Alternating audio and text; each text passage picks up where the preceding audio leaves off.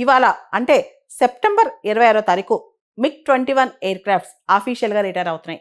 చండీగఢ్లో దీనికి సంబంధించి ఒక పెద్ద ఎయిర్ షో కూడా నిర్వహిస్తున్నారు.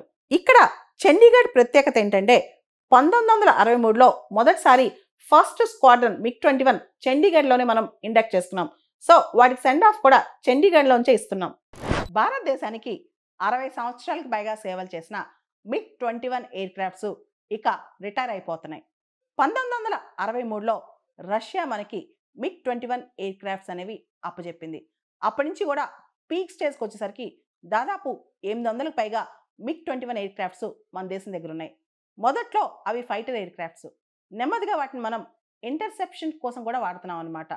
అయితే MiG-21 ఎయిర్ క్రాఫ్ట్స్ని ఇప్పుడు LCA Tejas mark 1A replace చేయబోతుంది. LCA తేజస్ మార్క్ 1A అనేది స్వదేశీ పరిజ్ఞానంతో తయారు చేసింది. అయితే వీటి ఇంజిన్స్ మాత్రం మనము GE నుంచి కొనుక్కొచ్చుకుంటున్నాం అనమాట. GE F404 ఇంజిన్స్ని మనం LCA తేజస్లో వాడుతున్నాం అనమాట. ఇక్కడ MiG-21 ఎయిర్ క్రాఫ్ట్స్ అనేవి సెకండ్ జనరేషన్ ఎయిర్ క్రాఫ్ట్స్. ప్రపంచంలో ఎప్పుడో ఇవి పాత తరం ఎయిర్ క్రాఫ్ట్స్ అనమాట. వీటిలో హైడ్రాలిక్ సిస్టమ్ ఉందంటే ఇవంతా కూడా మాన్యువల్గా ఆపరేట్ చేసుకోవాలి. వీటిలో మాన్యువల్ కంట్రోల్ సిస్టమ్స్ ఎక్కువ ఉంటాయి MiG-21లో. ఇవి చాలా ఓల్డ్, రిటైర్ అయిపోయాయి. సాధారణంగా ఎయిర్ క్రాఫ్ట్స్ వయసు బాగా మెయింటైన్ చేస్తే 40 సంవత్సరాలు మెయింటైన్ చేయొచ్చు. కానీ MiG-21s దాదాపు మనం 62 సంవత్సరాలు వాడాం.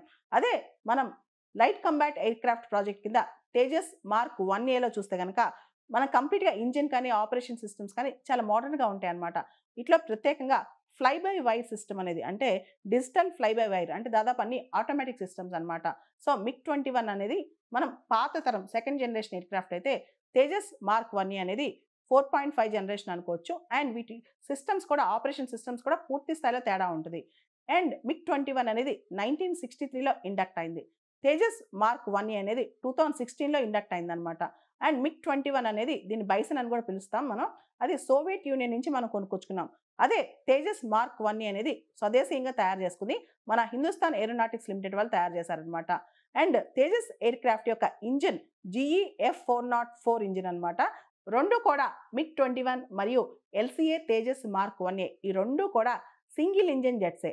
అయితే LCA తేజస్ మార్క్ 1Aలో 78 కిలో న్యూటన్ ఇంజిన్ కెపాసిటీ ఉంది. అయితే MiG-21 మల్టీ రోల్ కెపాసిటీ చాలా లిమిటెడ్గా ఉంటుంది.